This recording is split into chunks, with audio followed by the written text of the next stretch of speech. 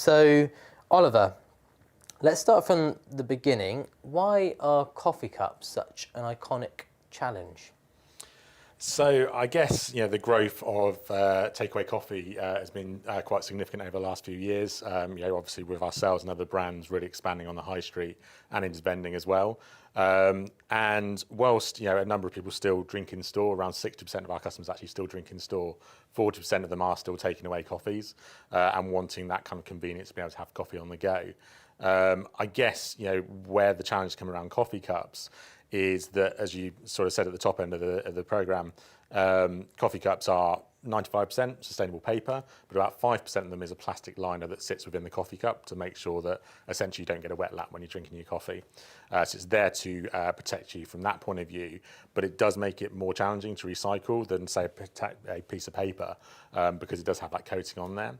So the challenge we've had is actually how we can start to increase the amount of recycling going on across the UK of those coffee cups, while still clearly aiming towards reuse for all of our customers. Ultimately, we'd love all of our customers to be reusing, but I think from a convenience point of view, more people want that takeaway cup to be able to walk away and have it at a point of use as well.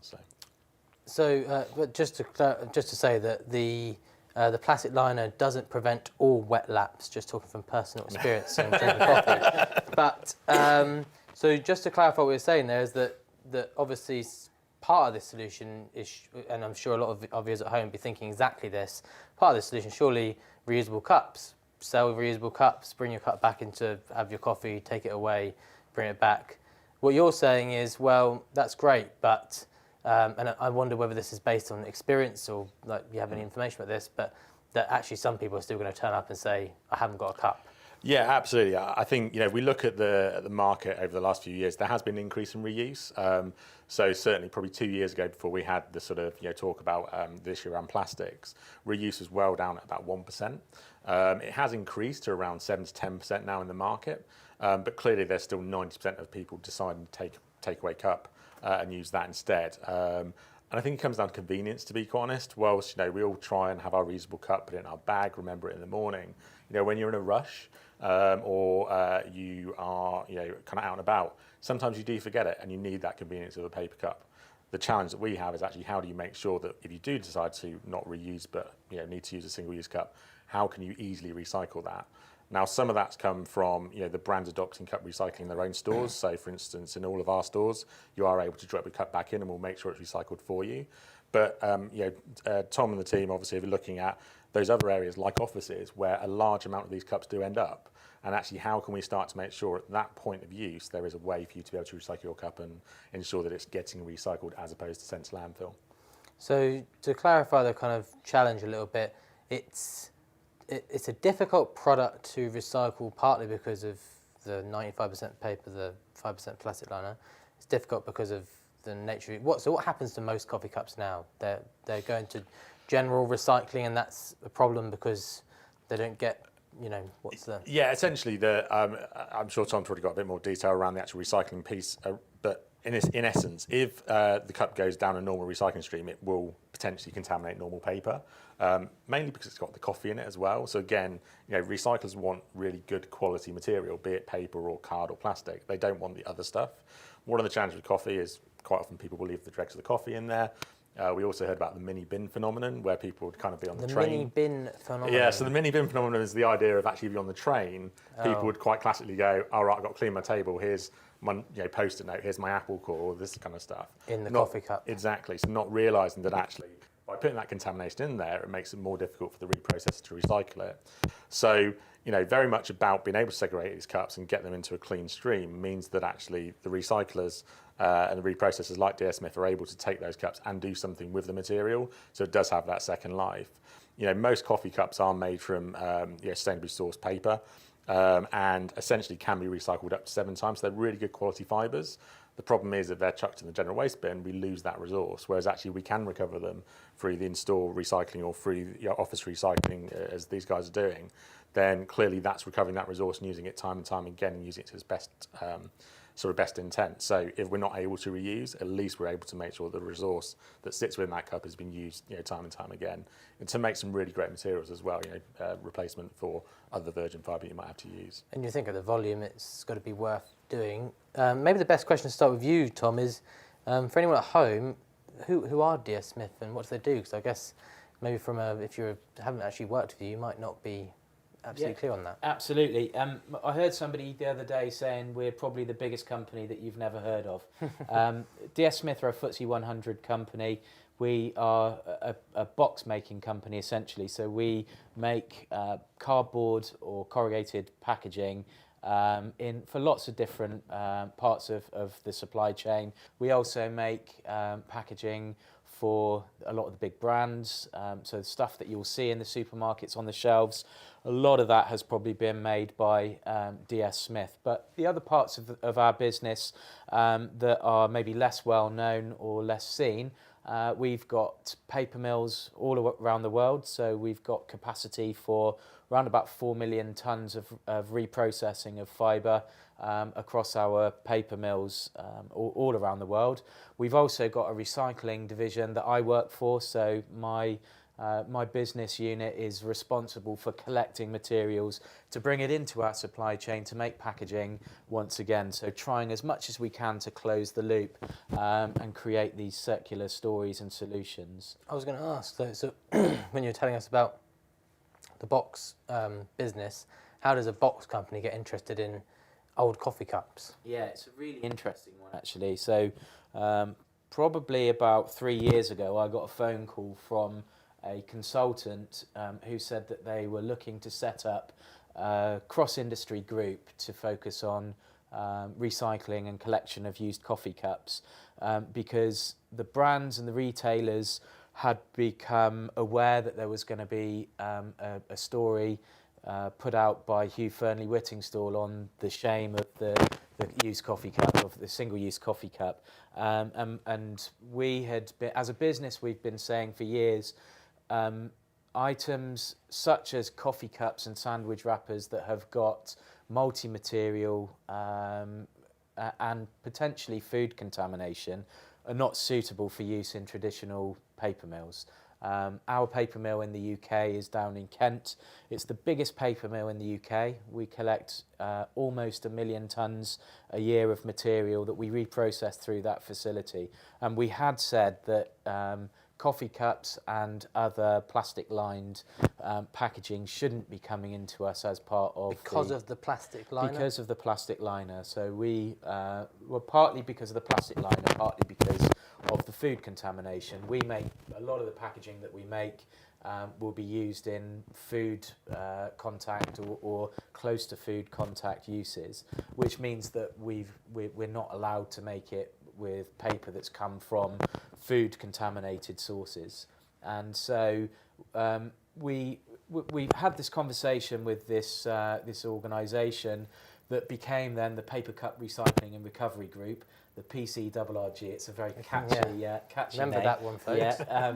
And we agreed with Costa and with some other parts of the supply chain that we would see if we could modify our process to see whether we could accept used coffee cups into our paper making process. And we found through a few different types of modifications that if we introduce cups at a certain percentage and mix it with the right other materials to give us the right recipe, then we are able to bring that material in as a feedstock as long as it's properly controlled. And for us, that means material coming to us in a baled format, source segregated, coffee cups with no lids, no mini bins, that type of thing.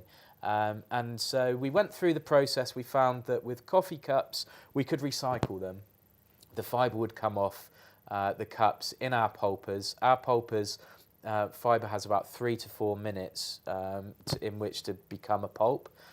Anything that doesn't pulp in that time frame will come out as waste. A pulper being something you put this material into it and it turns it like it's a mush. Exactly Is that right? that, yeah. Imagine it's a massive bathtub. The water swirls around.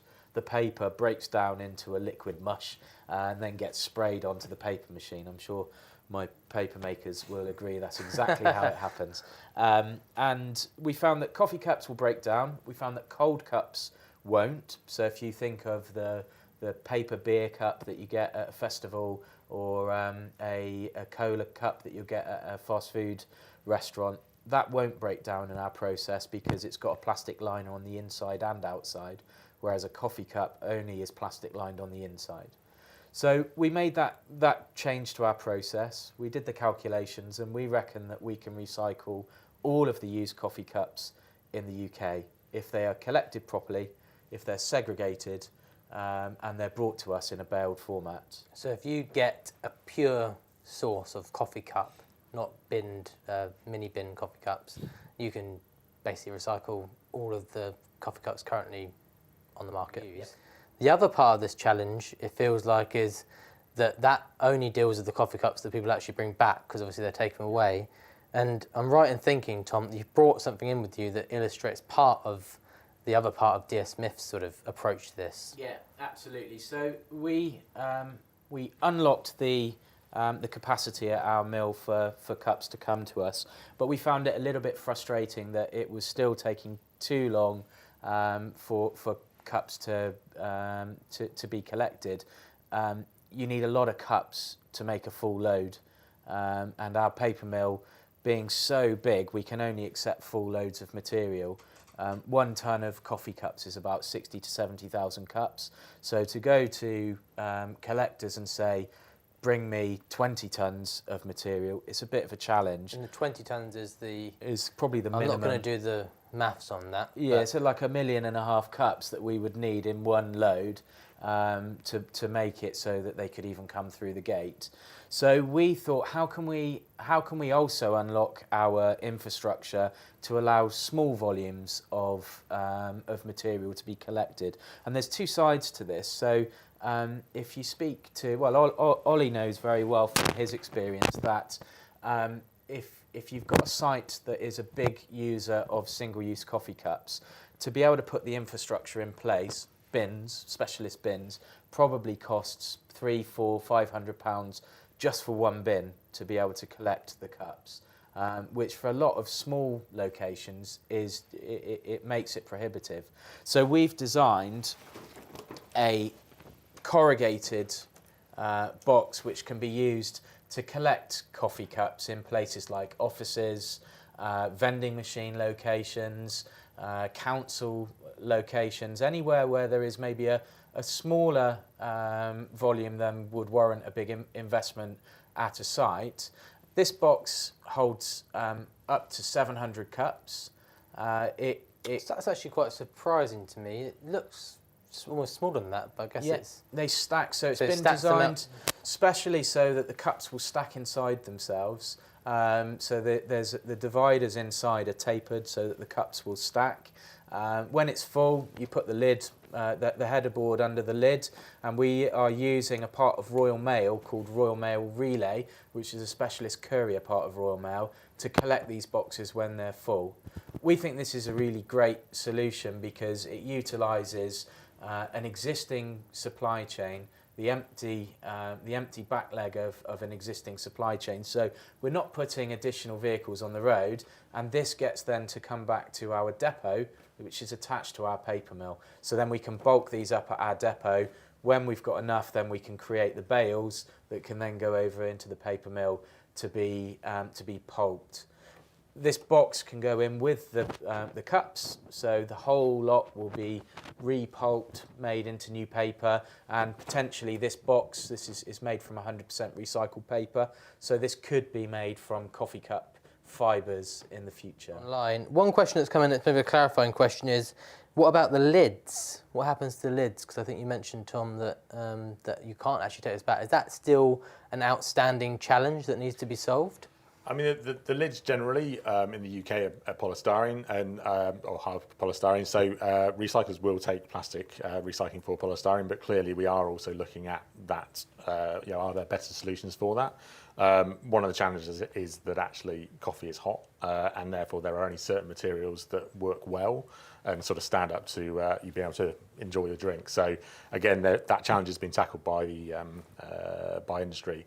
But yeah, essentially they can go into the plastic recycling, although one of the challenges in the UK more broadly is actually the inconsistency around what is recycled in the UK from a material point of view. So that does create some challenges in certain markets. It sounds like this area maybe more than other parts of the business, is an area of actually collaboration between even the biggest players, which isn't something that's typically associated in the coffee industry, I guess. Is that true? I mean, do you talk to your rivals? Absolutely. I think this is a challenge that we all face because we've got exactly the same product and exactly the same challenges. It seems crazy for or other brands to go out and try and do it themselves. And actually, this is a whole supply chain issue. So whilst we, can play a part in trying to deliver this, we need, the paper mills, we need the waste processors to collect these cups, and we can only do that by collaborating and working together. So, there are examples like, as I say, the Valpack scheme, which we launched as Costa about a year and a half ago to essentially incentivise the waste contractors to collect coffee cups to be taken to people like DS Smith. What is that scheme? So essentially what we do is when a ton bale of coffee cups is collected, as well as the the waste contractor getting paid a value for that material, they also get an incentive from the brands. So we've actually put money into a system where they actually get paid additional money for it, which therefore makes it more economically viable for them to collect those coffee cups and essentially recover them. It was started originally by ourselves as Costa, but actually it's now being funded by a number of the major brands, so including McDonald's, Press a Manger, Cafe Nero, Burger King, and Greggs as well. So again, the industry's recognised that actually, we need to put more money into the system to try and get more stuff recycled. So that's one example of great collaboration. But and I think the point on collaboration is a really valuable one, because I'm convinced that there will be lessons that can be learned in other parts of the on-the-go supply chain from the coffee cup sector.